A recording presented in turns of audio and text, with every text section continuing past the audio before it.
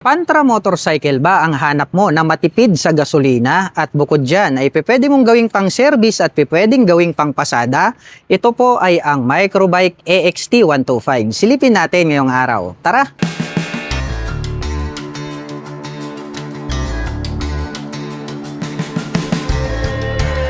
Microbike EXT 125. Rectangle shape po ito pong kanyang main headlight. Gumagamit po ito ng bulb type para po sa kanyang high beam at low beam. At mayroon pa po siyang additional lights dito sa bandang gitna. Habang nakapop up naman po ito pong kanyang mga bulb type na turn signals.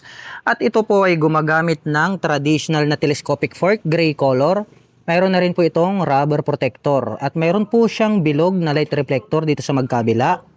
At may nakalagay naman po na Microbike na badge dito sa bandang gitna. At ito po ay equipped ng drum brake para po rito sa kanyang front braking system. Gray color po ito pong kanyang hub, nakaterno po yan dito sa kanyang front suspension. At ito po ay naka-spokes rim set na metal. At ang sukat po ng kanyang gulong rito po sa harapan ay mayroong sukat na 3x17. Stainless steel po ito pong kanyang front fender. Dumako naman po tayo rito sa bandang itaas.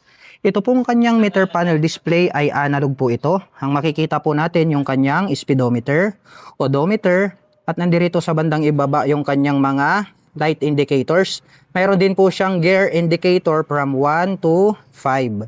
At gumagamit po ito ng mechanical key para po rito sa kanyang ignition. At ito po ay naka-naked handlebar. At pagdating naman po sa kanyang mga button selectors, meron po itong turn signal selector, horn, at ang kanyang high beam at low beam. Habang dito naman po sa kabila, meron pong on and off, ito pong kanyang main headlight, at nandirito yung kanyang electric starter. Itim po ang kulay nito pong kanyang hand grip, at chrome color naman po ito pong kanyang clutch lever, hanggang itong kanyang brake levers na front. At ito pong kanyang fuel tank, malaki po ito at meron po itong fuel tank capacity na 11 liters. At ngayon naman po ay susubukan nating sakyan ang Microbike EXT 125 para maipakita ko sa inyo kung gaano nga ba ito kataas. Para po sa mga magtatanong, ang aking height ay 5'6". Makikita nyo naman, lapat na lapat po yung ating mga paa. Kaya masasabi ko lang na talagang very comfortable po ito para sa mga tulad ko na 5'6" in height. At para naman po sa mga kababayan natin na hindi naman po masyadong katangkaran, huwag po kayong mag-alala dahil kayang-kaya po itong maabot na mga 5 platin above. At ito pong kanyang upuan, black color po ito. At malapad po ito pong kanyang upuan. Nakadesign po ito pang dalawahan, mayroon din po siyang belt dito sa gitna at may nakalagay naman po rito na Microbike in white color. At mayroon na rin po pala itong integrated na rear carrier. Pwede na rin po kayo agad maglagay ng top box dito kapag nilabas nyo po ito sa kasa. At mayroon naman po itong 5-speed manual transmission. Ito naman pong ating rider pillion step at ating back rider pillion step ay metal po ito at nagkaroon po sila ng rubber cover on top. Meron po itong center stand at side stand. Gumagamit po pala ito ng tubular na metal para po rito sa kanyang swing arm. Meron na rin po siyang chain protector na black color. At ito po ay gumagamit ng dual shock absorber para po rito sa kanyang rear suspension. At ito po ay manually adjustable. Meron din po siyang susian rito sa bandang ibaba. Silipin naman po natin ito pong kanyang taillight. Box type po ito pong kanyang tail light.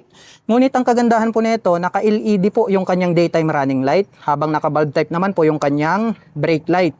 At naka-pop up naman po yung kanyang mga turn signals.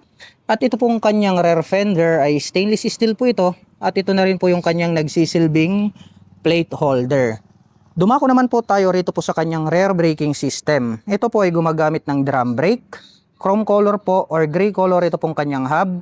At ito po ay naka-spokes rim set.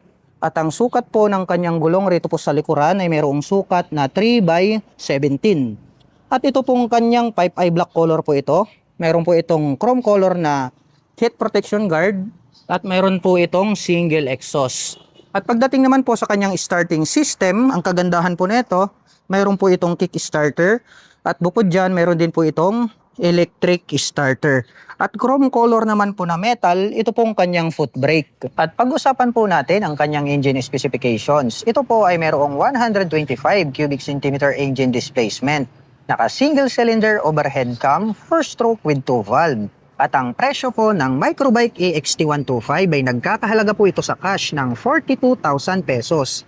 At kung gusto mo naman pong kumuha ng hulugan ay kailangan mo pong mag-down payment ng 3,000 pesos. At mayroon po itong monthly installment na 2,097 pesos sa loob ng 3 taon. At mayroon naman po itong rebate na 300 pesos kapag on time ka na nagbabayad.